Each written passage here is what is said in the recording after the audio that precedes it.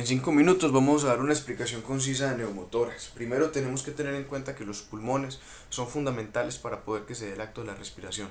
Los pulmones van a estar cubiertos por algo que se denomina la pleura. Es una membrana y existe una pleura parietal y una pleura visceral que separa ambos pulmones del mediastino y está cargada de una presión negativa, no existe aire allí y permite que los pulmones se desplacen sobre sí mismos para poder generar el acto de la respiración. Existen ciertas condiciones como traumatismos externos que van a poder generar neumotórax en donde penetra aire en esa zona pleural y lo que va a hacer es una compresión del pulmón, una retracción, disminuyendo la presión negativa. También van a haber unos neumotórax espontáneos que son congénitos, por ejemplo como las bulas o por ejemplo las flictenas, que pueden llegar a explotar y permitir que salga aire del pulmón de la misma manera generando un neumotórax a presión. Si este pulmón es comprimido, puede llegar a desplazar la silueta cardíaca y todas las estructuras mediastínicas generando una hipotensión y algo que es realmente urgente. El neumotórax entonces genera un colapso pulmonar por la entrada de aire al espacio pleural, en donde las pleuras visceral y parietal van a separarse. Entonces tenemos que tener en cuenta que toda esa parte de la respiración ya no se va a poder dar porque la presión negativa va a estar completamente disminuida. El neumotórax.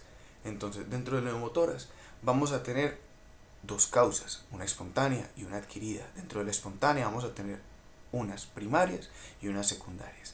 La primaria son enfermedades subclínicas, pueden ser personas deportistas, personas que nunca se les había visto nada, quistes o bulas congénitas que pueden llegar a explotar. Dentro de las secundarias usualmente son personas fumadoras, que es posterior a un EPOC, un asma bronquial o una fibrosis quística, enfermedades pulmonares de base, neumotórax. También tenemos entonces la parte adquirida. Dentro de la parte adquirida podemos tener los traumáticos y los iatrogénicos. Dentro de los iatrogénicos son los que como personal médico podemos llegar a generar procedimientos quirúrgicos o barotraumas por la respiración mecánica, cambio de presiones que no soporta el pulmón.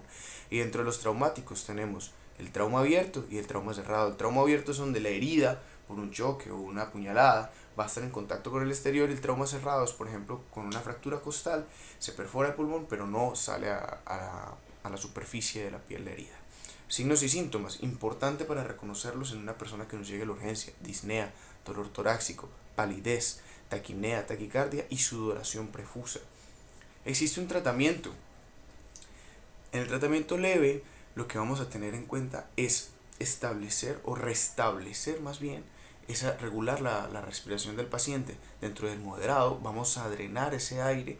Dentro del grave lo que vamos a hacer ya es conectar un tubo de tórax a 3 bombas de compresión de sello de agua negativo, y ya si es extremo vamos a proceder a cirugía.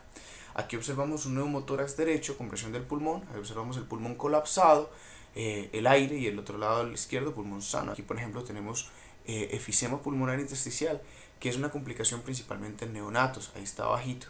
Aquí observamos entonces un neumotórax en ambos lados, los arcos intercostales completamente separados, estructuras mediastínicas pegadas. Aquí un neumotórax izquierdo, las estructuras mediastínicas, silueta cardíaca desplazadas por completo hacia la derecha. Aquí observamos un neumotórax por partes, observamos el derecho completo y el izquierdo apical y basal, y el lóbulo medio está intacto. Ahora, ¿qué pasa? Un paciente nos llega a la urgencia. Lo primero que tenemos que observar es que el tórax puede estar más levantado que el otro, además de las condiciones que ya mencionamos.